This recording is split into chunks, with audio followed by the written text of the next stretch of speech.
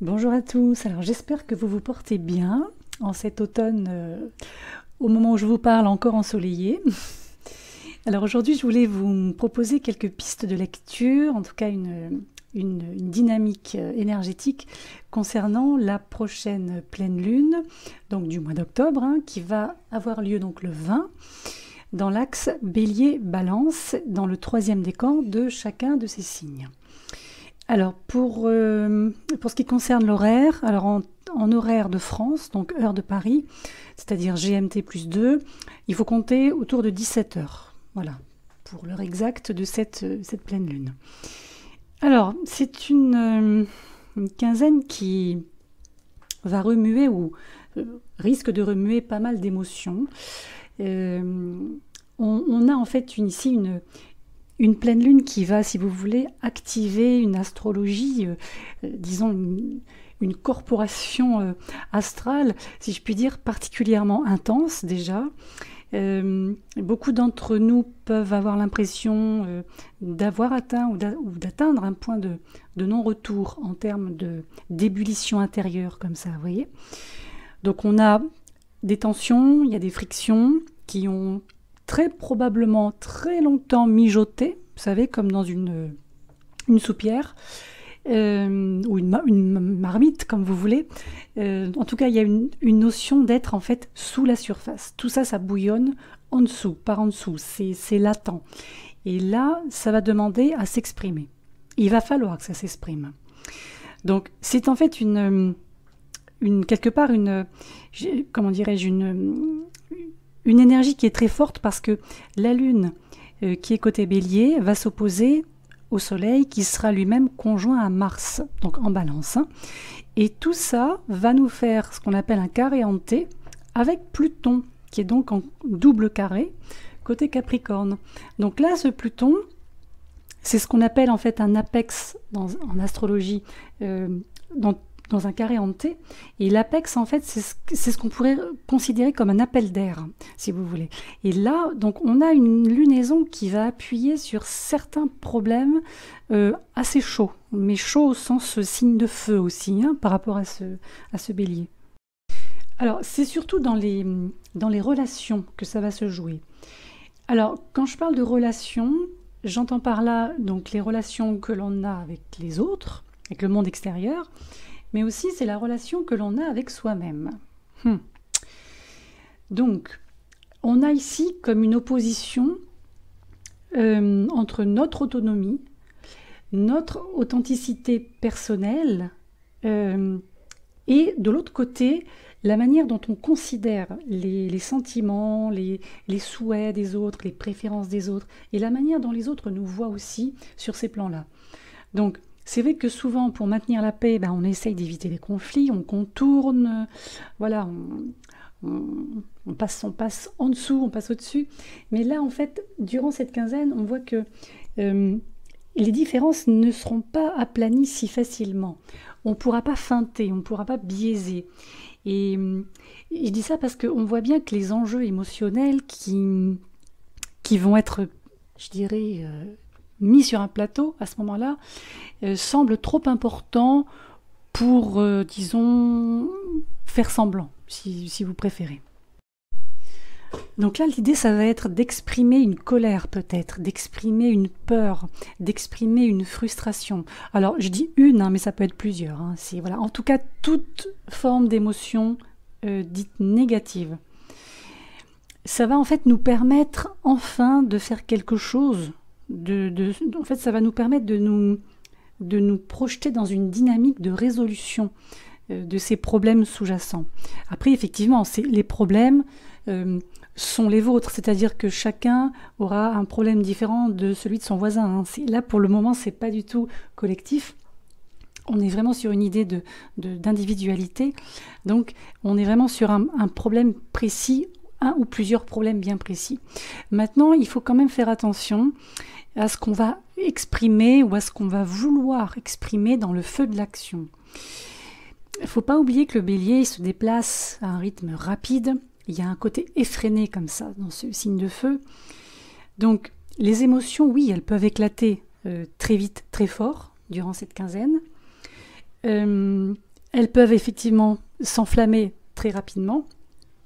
Donc moi je pense que le but ici c'est de ne pas réagir à chaud. Alors c'est facile à dire, vous me direz, mais moi je pense qu'avant de réagir et d'atteindre des situations là aussi de points de non-retour, limite à s'ébouillanter avec la situation, il faut vraiment prendre un moment pour reculer, prendre un moment pour respirer, au propre comme au figuré. Ça vous empêchera de faire ou de dire quelque chose que vous allez beaucoup regretter plus tard.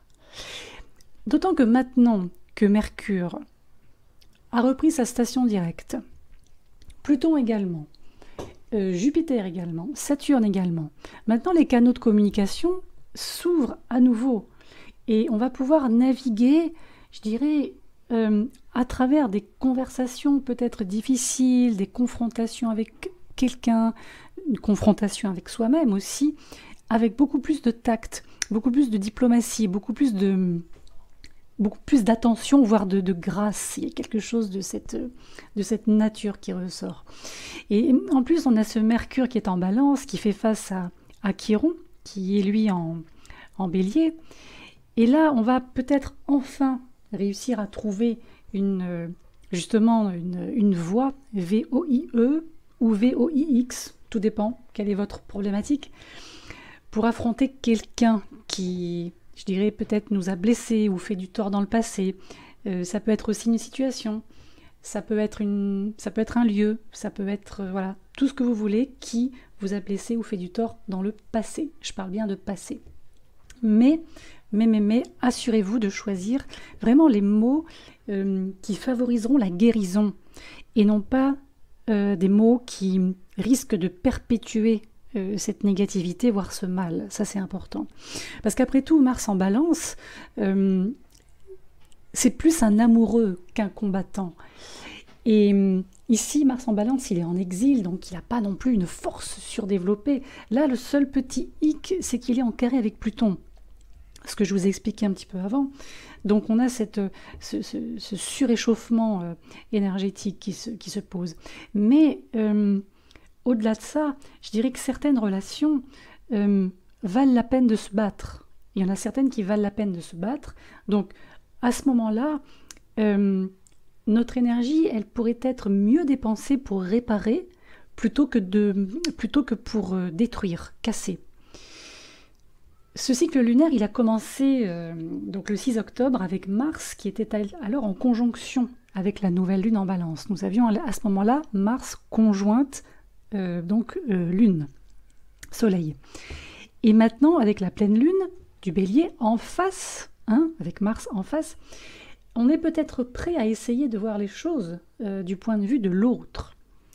Encore une fois, l'autre peut être un autre physique, l'autre peut être un autre au sens une autre partie de vous, une partie que vous ne connaissiez pas encore, que vous découvrez en fait au fur et à mesure, ou une partie de vous que vous retrouvez. Ça peut être ça aussi.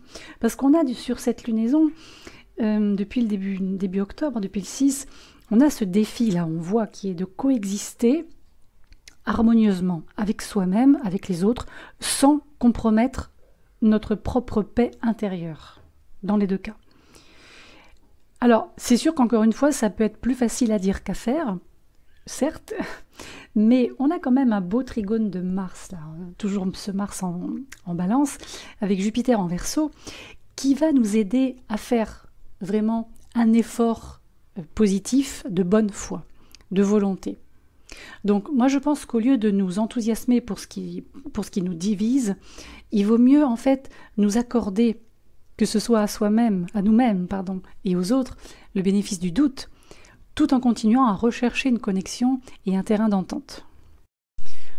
Peut-être également un conseil que je pourrais nous donner, je vais m'inclure évidemment, comme à chaque fois, le conseil que je pourrais nous donner quand je regarde cette carte, c'est que on va avoir un très beau Mercure là, qui va faire un trigone à Saturne et à Vénus.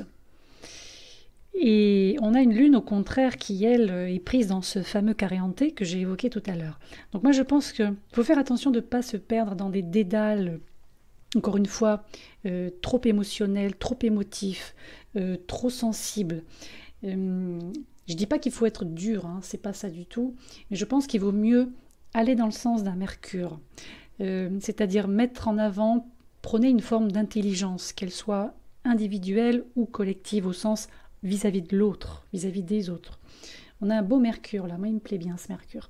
Donc je pense que tout ce qui va être lunaire, là, tout ce qui va être je dirais du ressort de l'émotionnel et je dirais de la psyché pure et dure, il vaut mieux pas trop aller titiller cette zone-là.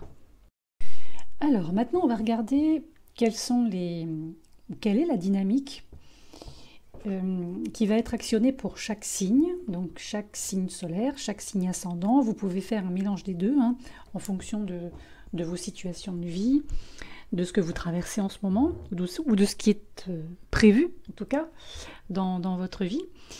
Donc on va regarder un petit peu quelle est la dynamique justement qui va impacter les signes, et notamment dans quel domaine.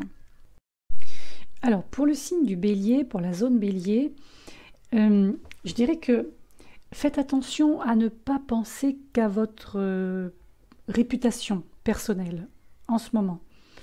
Parce que vos actions vont se répercutent également sur certains de vos associés les plus proches, des gens de votre entourage. Donc réfléchissez à l'impact potentiel sur ces personnes avant de faire quoi que ce soit qui puisse vous engager dans une dynamique. Et surtout, pensez à mettre aussi de l'eau dans votre vin. C'est très important durant cette quinzaine. Pour le signe du Taureau. Alors, le signe du Taureau, il n'est pas impossible que vous ayez retrouvé une forme d'équilibre en ce moment dans votre vie, ou que vous atteigniez une forme peut-être de statu quo, mais équilibrant. C'est pas du tout négatif, hein, quand je parle de statu quo. Et là, il peut y avoir quelque chose qui vient... qui pourrait venir un petit peu, je dirais, gripper la machine. Alors, ça peut être un peu frustrant. Donc, essayez de ne pas, je dirais, transformer ça en drame. Vous voyez ? En fait, ici, cette pleine lune, elle vous rappelle juste que la notion de discorde et la notion de dissonance font autant partie de la vie que la paix et l'harmonie. Donc, il va peut-être falloir trouver une sorte d'équilibre dans votre statu quo stabilisateur, ou déjà stabilisé, c'est pas impossible. Alors pour le signe des Gémeaux maintenant, alors on peut penser ici que vous avez récemment traversé, vécu ou subi des divergences qui ont peut-être entraîné la fin d'une collaboration avec une ou plusieurs personnes. Et là, on voit que durant cette pleine lune, cet effort de groupe auquel vous avez participé, ou que vous avez peut-être initié, hein, pourquoi pas, semble prendre un petit peu la même direction. Bon, maintenant, il n'est pas trop tard, je pense, pour que tout le monde soit sur la même longueur d'onde, mais il faudra absolument que vous Gémeaux, vous repreniez les rênes de ce projet, et que aussi vous preniez les devants. Ne laissez pas quelqu'un de plus grand, de plus riche, de plus fort, de plus ce que vous voulez, prendre les commandes de cette affaire surtout. Alors, pour le signe du Cancer, moi j'aurais envie de vous dire, pour vous sentir en paix avec vous-même, il faut parfois déranger cette paix, c'est-à-dire prendre le risque de vous mettre en avant et de prendre aussi position pour ce que vous jugez juste. Ça, on l'a déjà vu, hein, sur d'autres lunaisons, pour vous les cancers. Et justement, à ce sujet, sur ce plan-là, cette pleine lune pourrait être l'un de ces moments cruciaux pour vous. Maintenant, assurez-vous simplement de choisir très judicieusement vos batailles et de ne pas vous jeter dans tout et n'importe quoi. Pour le signe du Lion, alors, vous les lions, vous pourriez être, j'ai presque envie de dire, choqués de constater, de réaliser à quel point certaines personnes peuvent être impitoyablement intéressées. Alors, si c'est le cas, ça vaut peut-être la peine de vous poser la question de pourquoi ça vous rend autant à fleur de peau. Qu'est-ce qui fait que ça vous perturbe autant ? Et peut-être que le vrai problème, c'est que vous devez vous battre davantage pour vous-même que pour les autres. En tout cas, pour le moment. Pour le signe de la Vierge maintenant. Alors là, on va parler d'argent. Vous êtes un signe qui, je pense, s'il y a vraiment un signe qui sait payer ses dettes en temps et en heure, c'est bien vous. Donc ça, il n'y a rien à redire là-dessus. Et je pense que là, durant cette quinzaine, si toutefois il y a des gens autour de vous qui n'honorent pas leurs dettes envers vous, ça va vous rendre dingue. Mais je pense qu'il ne faut pas laisser votre ressentiment s'accumuler à cause, par exemple, de prêts qui n'ont pas encore été remboursés, ou alors de faveurs qui n'ont pas été rendues, donc d'ascenseurs non renvoyés, on va dire comme ça, de promesses non tenues. Au lieu de ça, je pense qu'il vaut mieux essayer d'envoyer une petite piqûre de rappel à ces gens-là, si besoin. Hein. Alors, le signe de la Balance. Il y a des expressions comme ok, c'est bon, ok, je comprends, oui, je compatis, non, j'entends bien. Alors, vous ne devriez pas prononcer ces mots à moins que vous ne les pensiez vraiment.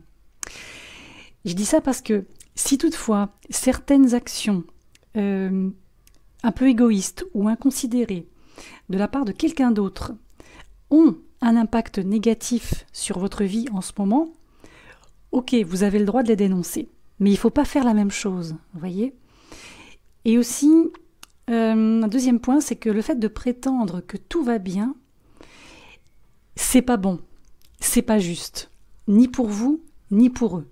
Donc vous êtes vraiment en plein dans l'œil du cyclone de cette lune, cette pleine lune, hein, Balance Bélier, où il faut absolument conserver ou retrouver un équilibre.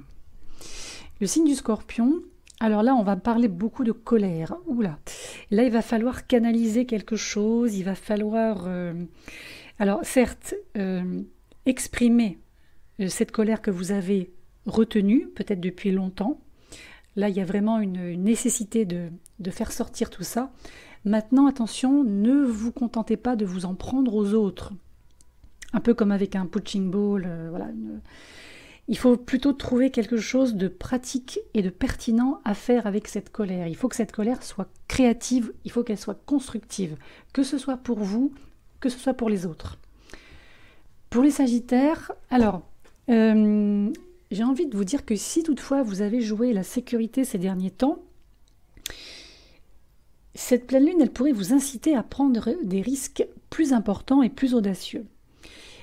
En même temps, je pense que d'une certaine manière, vous ne voulez pas trop jouer justement le trop pour le moment. Vous ne voulez pas dépasser un certain seuil, vous ne voulez pas dépasser une certaine limite.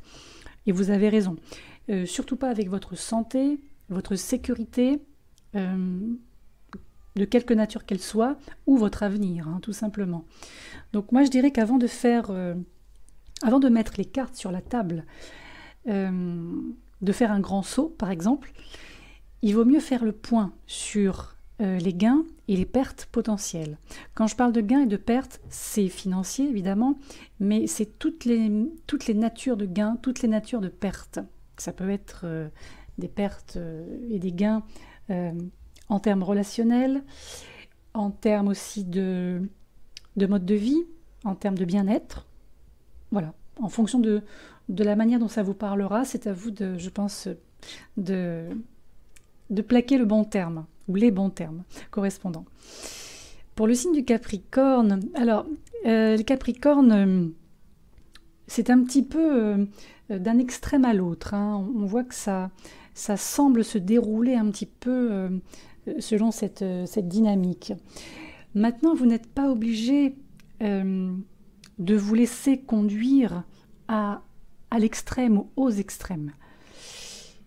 Même si vous n'avez peut-être effectivement pas énormément de contrôle sur les circonstances extérieures pour le moment, je dis bien pour le moment, vous pouvez quand même, et je pense que c'est ce qu'il y a de mieux à faire, hein, vous ne me direz pas le contraire je pense, vous pourrez plutôt choisir de réagir au chaos, à ce chaos, d'une manière équilibrée et surtout raisonnable. N'oubliez pas Mercure, que j'ai évoqué tout à l'heure sur la lecture générale.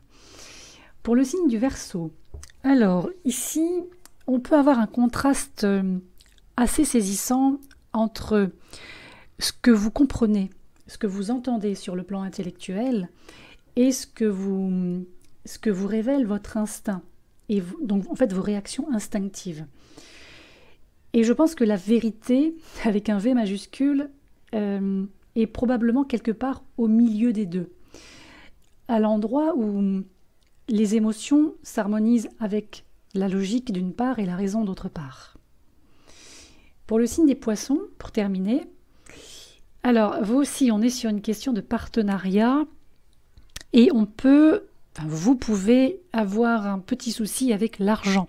C'est-à-dire que l'argent peut se révéler être une source majeure de conflit dans vos partenariats.